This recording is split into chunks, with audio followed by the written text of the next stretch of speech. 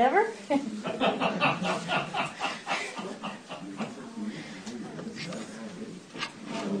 I've got this going, so anytime. Quiet, please. Okay. I would like you all to take a moment to think about the technology you use on a daily basis.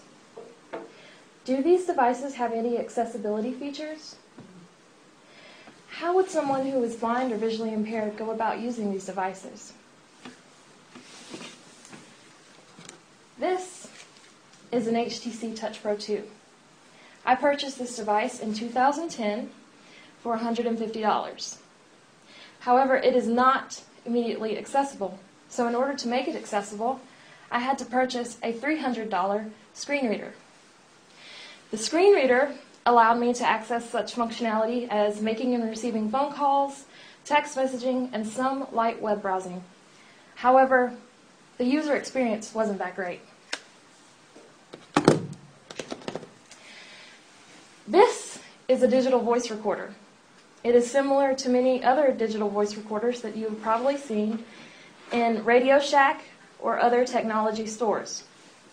What makes this device different, though, is that it has talking menus. For this reason, this device costs $300.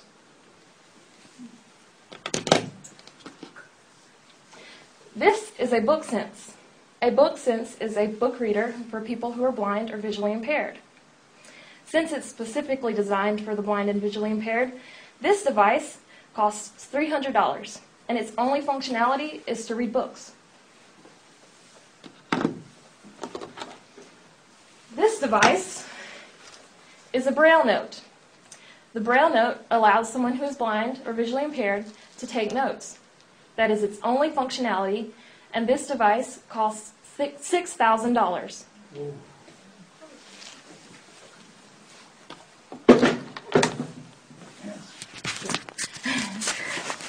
This is an iPhone. I purchased this iPhone in February of 2011. This device costed me $99.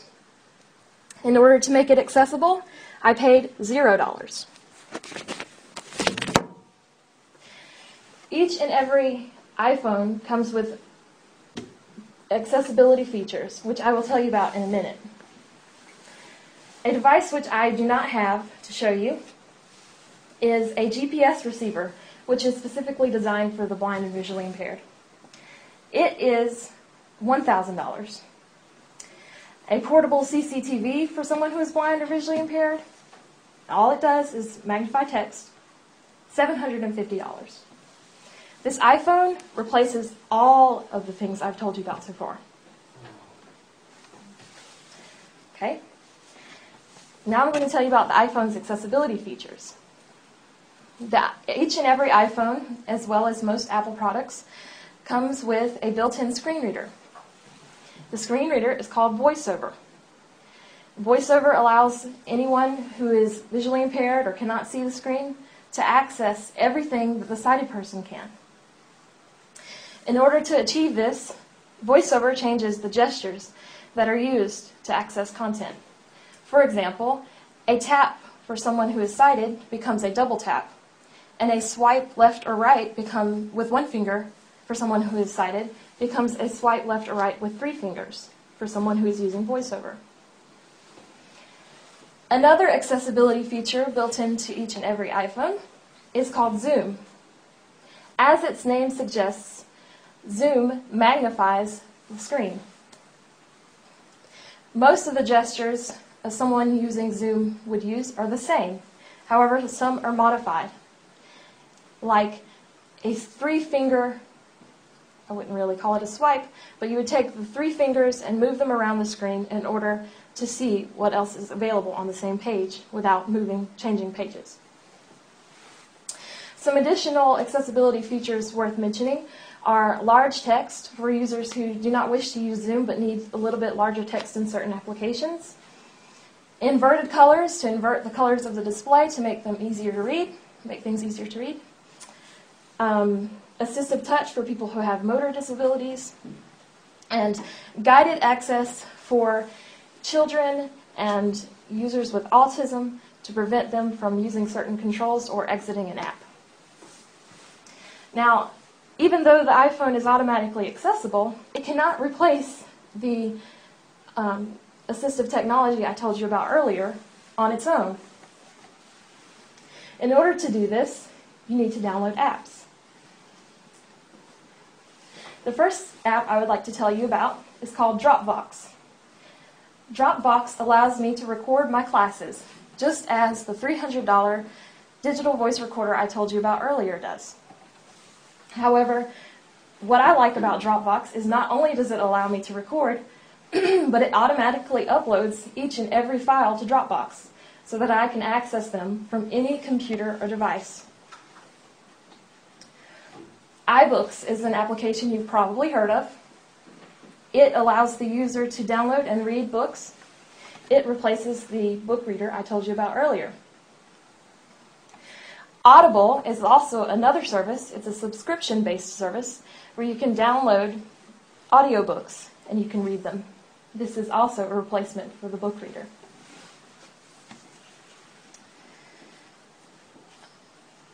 Plain text. I type up my notes in class using plain text, and plain text, like Dropbox, puts my text files in Dropbox so that I can access them from anywhere.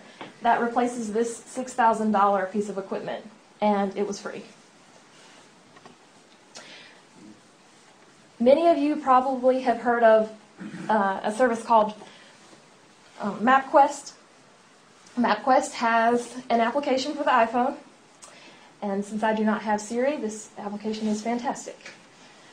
It's free, and it has completely replaced my mom's GPS unit, because instead of her fumbling with the standalone unit, I'm able to handle the technology, and she can just drive. Ariadne GPS is a GPS application specifically designed for the visually impaired to assist in mobility. Both of these apps replace the $1,000 GPS unit I mentioned earlier. Easy Reader is an application for the iPhone, which replaces the CCTV I mentioned earlier. It is a magnifier, and it has a light. That is all it does, and it excels at this. Some additional applications which I do not use, but I would like to mention for you really quick, are Money Reader. Money Reader allows people who are blind or visually impaired to identify money. This replaces $99 money readers, which that's all they do, is read money. This app is $9.99.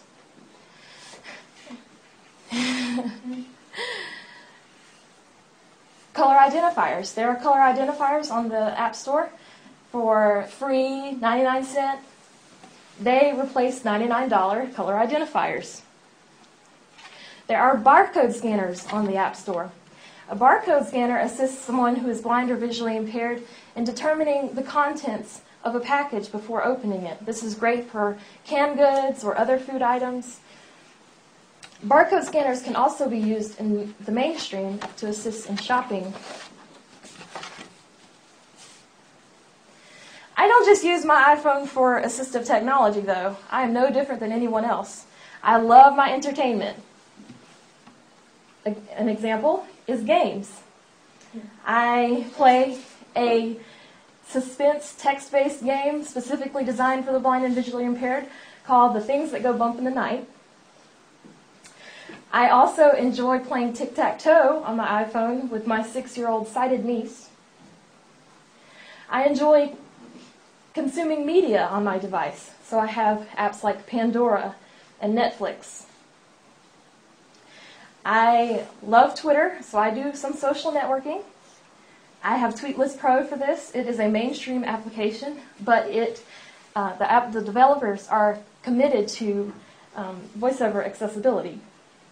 I use Facebook, so I have the official Facebook application, and I have a Facebook application for voiceover users because Facebook is not completely accessible, of course. So, with this, I have told you about the different pieces of assistive technology which I used to use, and how the iPhone, with its accessibility, universal accessibility built in, as well as certain apps, has completely replaced these expensive pieces of technology. I hope you have enjoyed this presentation, and I would be glad to take any questions.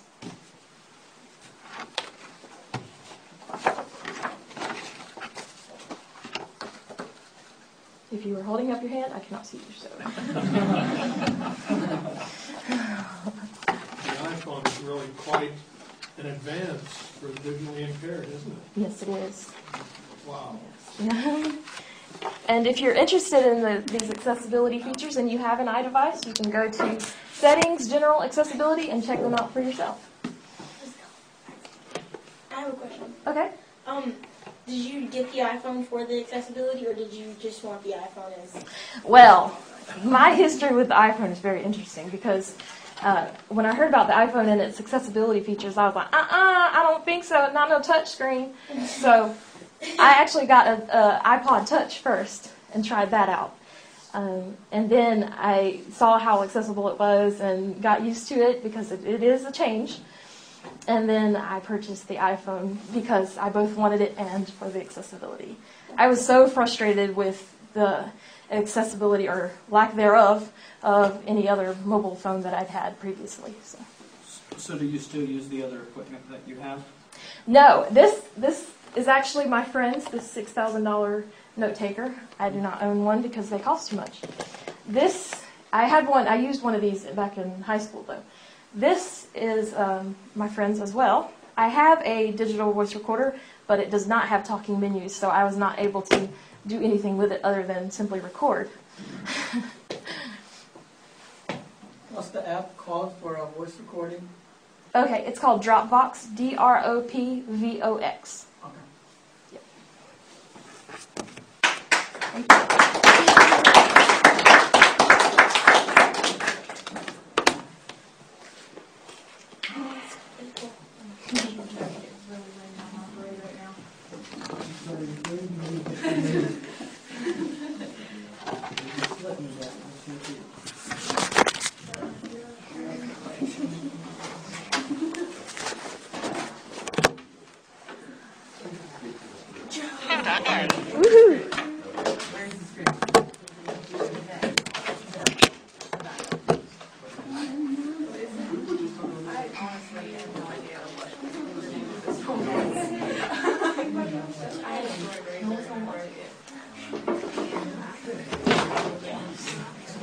Have you got all of your equipment? Yes, and I have my outline too. Very good. I don't think you want the Braille copy. No, I wouldn't be able to read that. Might feel interesting to my fingers, though. Thank you.